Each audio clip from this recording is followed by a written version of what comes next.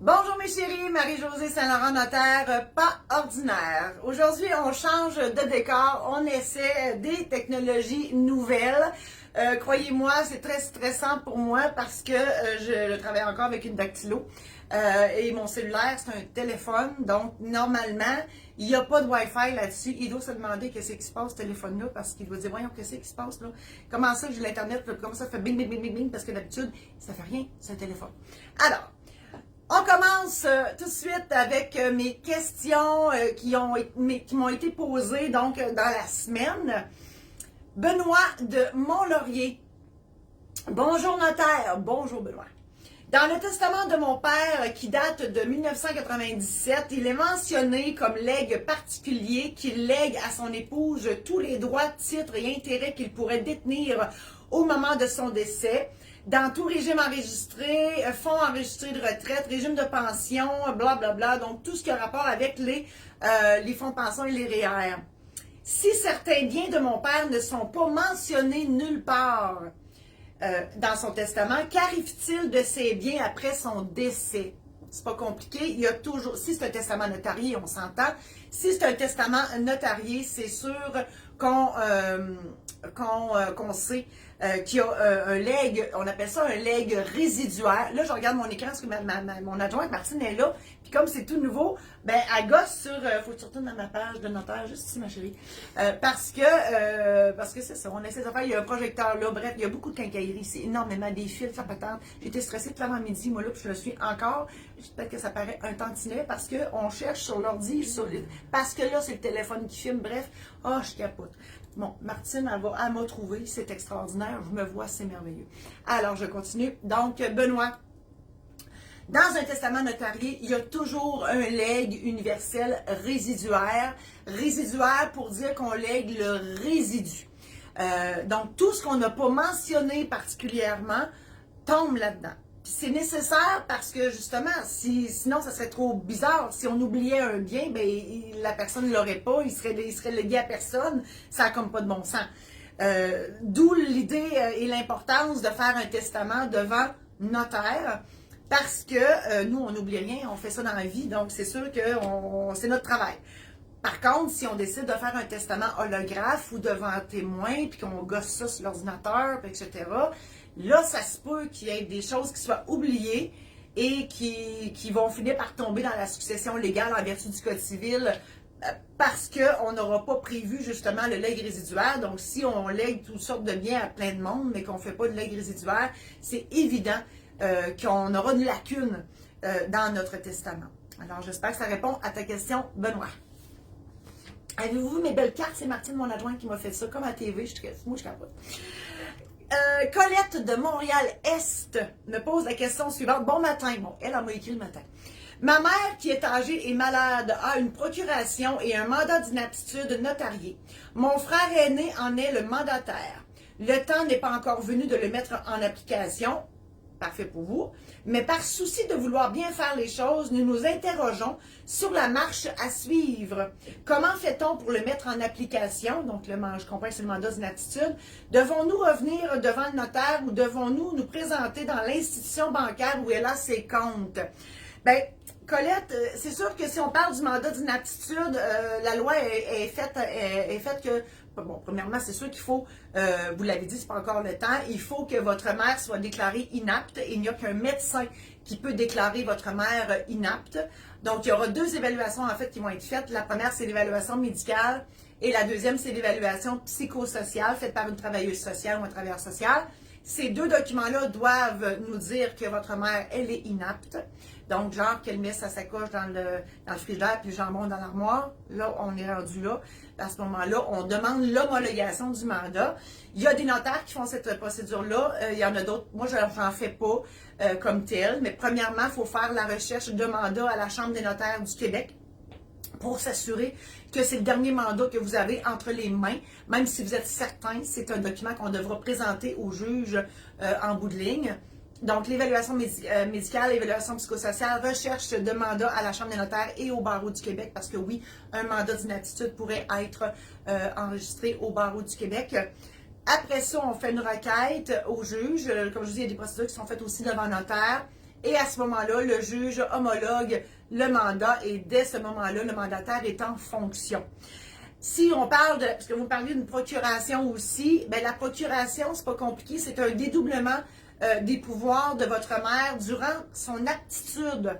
Donc, si, tu sais, moi j'aime bien ça parler avec mes mains, bon, votre mère a ses pouvoirs et par procuration, elle les a dédoublés en faveur de votre frère, donc ils sont deux à pouvoir jouer sur le patrimoine de votre mère. Le jour où elle est déclarée inapte, elle perd ses pouvoirs, donc elle ne peut plus les dédoubler. C'est pour ça que la procuration va s'éteindre et va être remplacée par le mandat d'inaptitude. Alors, c'est la différence entre la procuration et le mandat d'inaptitude. Alors, Colette, j'espère que j'ai répondu à votre question. Denis de Marieville. Mon frère a eu un gros accident de moto et il est maintenant quadraplégique. Il a toute sa tête et il nous dit qu'il ne veut pas vivre comme ça pendant des années. Même s'il a signé l'aide médicale à mourir, le médecin trouve qu'il est chanceux. Il aurait pu mourir. On fait quoi avec ça? Denis de Marieville, vous avez une très bonne question et je sympathise beaucoup avec vous et avec votre frère parce que j'en ai vécu une, moi aussi, une situation comme ça avec un de mes clients. Il est aussi quadraplégique et effectivement, le système de santé, tout est relatif dans la vie. La fin de la qualité de vie n'est pas la même pour un médecin ou pour un quadraplégique. On s'entend que votre frère, lui, il voit plus le bout de ça. Mais le médecin, lui, il est en vie. Donc, pour lui, il y a encore espoir de quelque chose. Mais malheureusement, ben, c'est ça. Ils n'ont pas la même vision des choses. Les deux conditions pour que l'aide médicale à mourir s'applique, c'est que la personne doit être en fin de vie, donc la fin de la qualité de vie. Et la deuxième condition, c'est son état irréversible. Donc, on comprend ici que votre frère ne reviendra pas, à moins d'un miracle, et j'y souhaite, il ne reviendra pas apte de son physique. Donc, la quadriplégie va toujours être là. Puis la fin de qualité de vie, ben, Caroline, hein, c'est ça le bout très subjectif, pardon. C'est ça. Donc, j'ai pas d'autres réponses à vous donner. Je suis fort désolée de tout ça. J'ose espérer que la loi va être élargie pour élargir justement cette notion de fin de vie, de fin de qualité de vie. Ça devrait, à mon humble avis, ça devrait être élargi pour ces situations-là. Si votre frère décide qu'il n'en veut plus, il n'en peut plus, il pourrait décider de partir en toute dignité, si je peux dire. Élise de Carignan. Ça me fait rire, ça, Carignan. C'est un nom de famille, Élise de Carignan. En tout cas, il fallait que je vous le dise, c'est tout. Bonjour, ma fille vit en situation de conjoint de fait avec le père de ses deux enfants. Ils sont copropriétaires de leur maison. Ils ont décidé de se séparer il y a 2 ans, mais son conjoint résiste à mettre en œuvre cette décision et ils font toujours vie commune. Je me permets un commentaire. Bravo, moi je serais incapable de faire ça. Je vous lève mon chapeau, de vivre en commun malgré la séparation.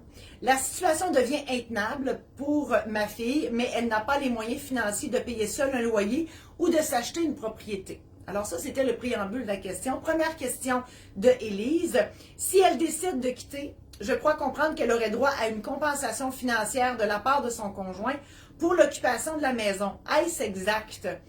En fait, dans ces cas-là, normalement, il y en a un des deux qui reprend la propriété. Donc, si ici, c'est lui qui garde la maison, nécessairement, votre fille pourra avoir la valeur nette. Dans le fond, ce qu'on fait, c'est qu'on fait évaluer la propriété comme s'il la vendait à un étranger. On déduit l'hypothèque qui reste à payer dessus et on divise par 2 le solde. Et donc, ça sera le prix que votre fille devra recevoir de son ex en contrepartie de la vente de sa moitié divise à l'ex. Deuxième question, si oui, sur quelle base devrait être fixé le montant de cette compensation? Ben, je viens d'y répondre, alors c'est pas compliqué.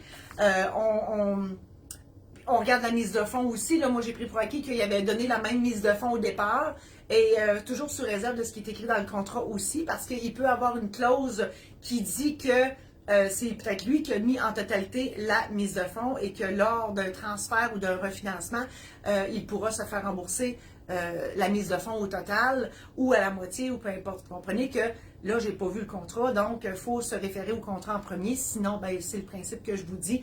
Alors, évaluation par un évaluateur pour avoir la valeur marchande. Ensuite, on diminue ce qui reste à payer et on divise par 2 et ce sera le prix de vente de votre fille. France de Saint-Augustin de Desmaures. Moi, j'aimerais pas ça rester là parce que imaginez-vous écrire tout le temps ça. J'ai dit que je travaillais avec une dactylo. Écrire tout le temps ça. Saint-Augustin de Desmaures, mes aïeux que c'est long. Avec Québec à côté, toute la patente. C'est incroyable. Je sympathise avec les... Mon Dieu, si on appelle ça des Saint-Augustins de... Je ne sais pas. Aucune idée. De Gentilé. J'en ai aucune idée. Je vais chercher. Bonjour, notaire. Ma mère est décédée récemment. Mes sympathies, France. Sa succession sera simple à régler. Il n'y a pas de dispute parmi les héritiers. Tant mieux. Son testament mentionne que moi-même et une de mes sœurs sommes ensemble les liquidateurs. Elle a signé par la suite un codicile qui change les liquidateurs pour moi-même et une autre de mes sœurs. J'ai envie de dire, quand c'est des filles, il y a toujours plus de troubles. Je vous dis juste ça de même. Par expérience. Première question. Le codicile est signé par 2 témoins. Doit-on faire reconnaître officiellement quelque part ce codicile? La réponse, c'est oui. Parce que le codicile, je comprends qu'il est devant témoin, il n'est pas notarié et il aura un effet que si on le fait homologuer par la Cour, le faire vérifier par la Cour. Donc, ça prend une requête au juge, c'est une procédure judiciaire qui est longue, qui est plate et qui coûte cher. Et elle sera nécessaire pour que ce soit vous et l'autre sœur qui soit nommée liquidateur. Deuxième question, y a-t-il d'autres démarches à envisager? Ben non, écoutez, là, on n'y peut rien. Votre mère, elle est déjà décédée, donc ben, il faudra faire vérifier ce codicile-là par la Cour. Si vous ne le faites pas, ben c'est sûr que ici, c'est une nomination de liquidateur. C'est pas comme on enlève des héritiers, là. Peut-être que l'autre sœur, ça ne dérange pas de le faire avec vous selon le testament notarié, puis que l'autre sœur qui était nommée dans le codicile a dit, moi, c'est correct, pas de problème, je laisse ma place avec plaisir, parce que ça ne tente pas. Ben, si tout le monde est d'accord, c'est un moins normal, on comprend? Voilà. Geneviève de Chappé. Bonjour. Mon conjoint et moi voulons acheter une maison, mais puisqu'il s'agit d'une vente de succession, elle est vendue sans garantie légale. Première question. Ma première. Le vendeur est censé détenir un certificat de localisation, mais puisqu'il est décédé, est-il transmis à la succession? Sinon, dois-je entreprendre des démarches pour l'obtenir?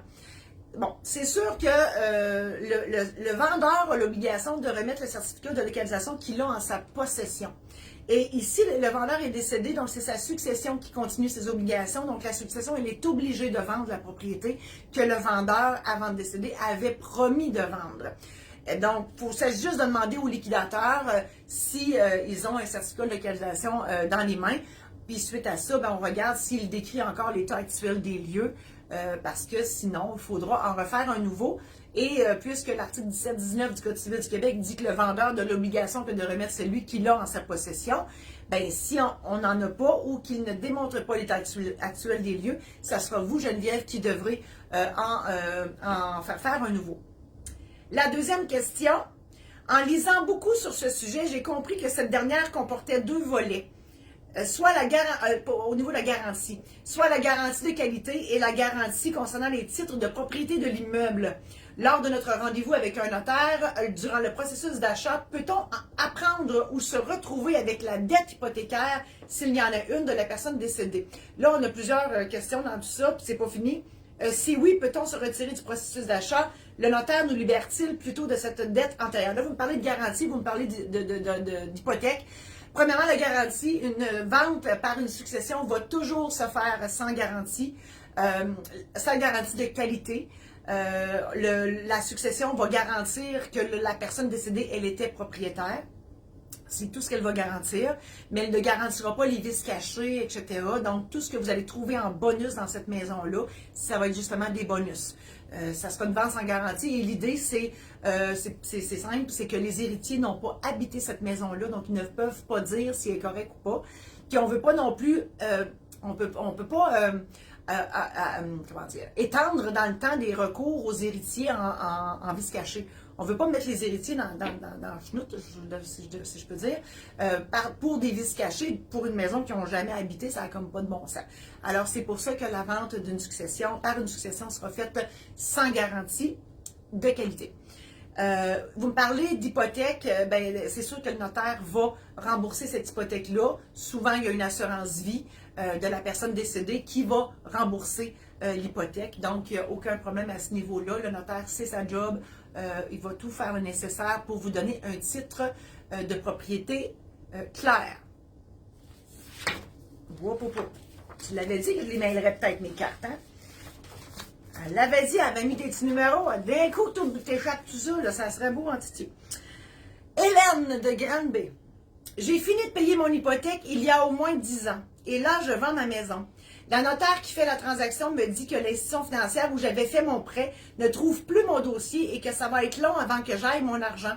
On peut-tu faire quelque chose? Bon. Là, mes petits amis Facebook, là, je vous le dis, là, quand vous avez fini de payer votre hypothèque, pourquoi remettre à plus tard ce que vous pouvez faire aujourd'hui? Demandez votre quittance au notaire parce que, justement, on ne veut pas que ça arrive, ces affaires-là, parce que votre dossier, lorsque l'hypothèque est remboursée, bien, la banque, elle la met ça en arrière, puis elle passe à un autre appel, puis elle n'a bien à gérer. Fait que, eux autres, ils perdent, mais pas qu'ils perdent, mais c'est loin, tu sais, c'est dans un coffre-fort, dans le sous-sol, dans le 4e sous-sol, puis elle retrouve-moi ça après, ça prend du temps. Et le notaire, quand il va faire la vente de la propriété d'Hélène, ben, il va devoir s'assurer qu'il n'y a plus d'hypothèque là-dessus. Lui, là, on la voit là, à l'index aux immeubles, la garantie est encore là. Mais qui dit au notaire que cette garantie-là est à zéro? On ne le sait pas. Donc, tant qu'on n'a pas eu l'information de la banque à l'effet que Hélène, elle ne doit plus rien sur sa propriété, même la lettre de la banque, ce n'est pas suffisant, le notaire, il ne pourra pas donner l'argent à Hélène tant qu'il n'y aura pas ça. Moi, je vois ça souvent. Je vous le dis, c'est très désolant, mais c'est la vie.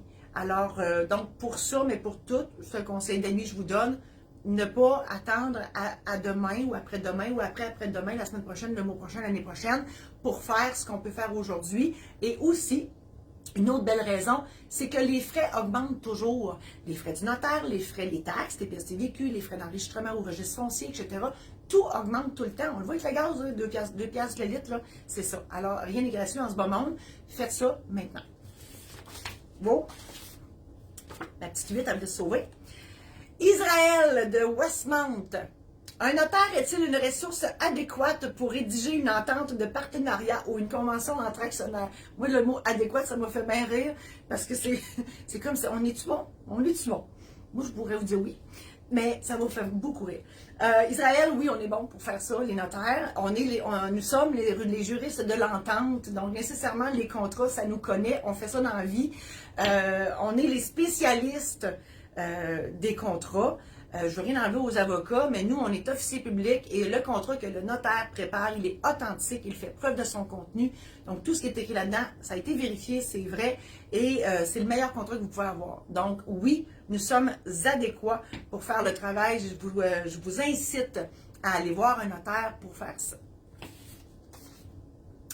Jeanne de Capcha. Hey, Capcha. Moi, c'est drôle, hein, mais Capcha, là, ben, je vois un chat en haut d'une montagne. Tu sais, un gros chat, là, en haut d'une montagne, il est assis là, puis il regarde le monde en bas. Ouh, miaou, miaou. Moi, ça me dit ça dans ma tête. Il y en a plein des affaires dans ma tête. Essayez pas d'aller là, vous allez vous mal à la tête vous-même. Trop d'affaires là-dedans. Alors, Jeanne, j'ai loué votre livre Les secrets de la maîtresse à la bibliothèque. J'ai vu à la fin qu'il y a 2 autres tomes. Où est-ce que je peux les acheter? Merci. Oui, Jeanne de Capcha, j'ai écrit 3 livres que j'appelle la trilogie La Maîtresse. La Maîtresse parce que c'est le féminin de maître. Maître, je trouve ça très prétentieux. J'ai pas tout le temps assumé ce titre-là, malgré mes 30 ans de pratique. Donc, à la blague, je dis la maîtresse.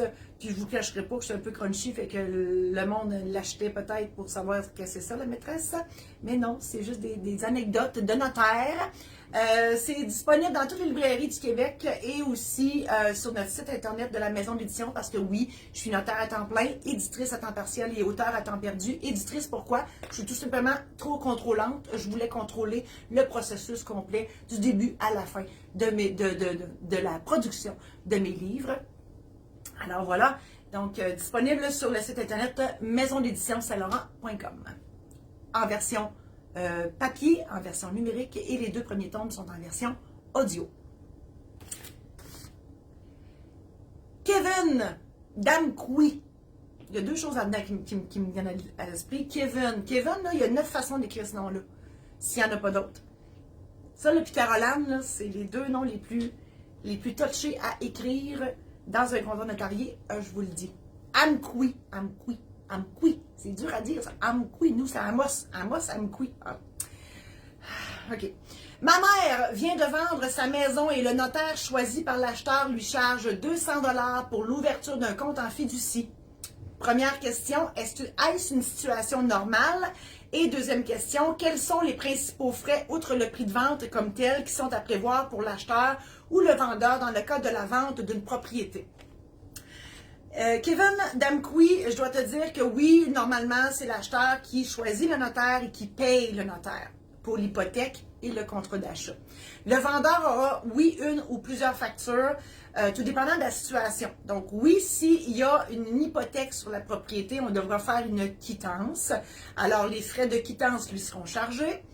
Ensuite, oui, il va y avoir des opérations de comptabilité en fiducie, donc ça se peut qu'il y ait une autre facture de comptabilité en fiducie, parce que ça a l'air de rien, là, vous là, quand vous allez chez le notaire, vous ne voyez pas tout ce qu'on fait en arrière.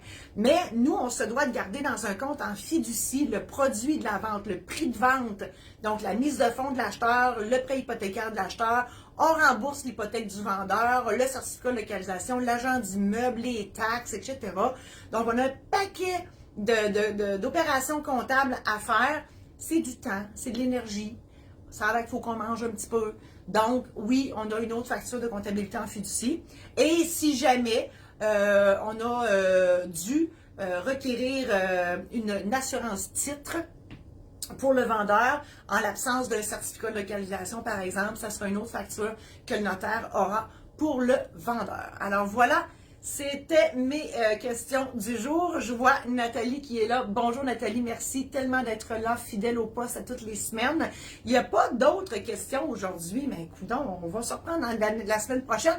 Je vous avoue que là, c'était à 1h cet après-midi parce que demain, je fais une conférence Zoom pour une association, donc j'en profite pour vous le dire. Si jamais vous êtes dans une association et que vous voudriez que j'aille faire une conférence chez vous, j'y vais en présentiel ou en Zoom, ça me fera plaisir. Je vous invite aussi à consulter mon site internet marie-josée-saint-laurent.com parce que j'ai élaboré pour vous des programmes en ligne qui sont une série de vidéos pour vous. Je vous explique en long et en large en quoi consiste testament, mandat d'inaptitude, aide médicale à mourir, mariage, succession et achat d'une maison. Tout est là. Vous achetez ça, vous faites ça chez vous. Il y a un aide-mémoire relié au programme en ligne qui vous permet de noter toutes vos volontés. Alors voilà, www.marie-josée-saint-laurent.com et je vous dis à la semaine prochaine.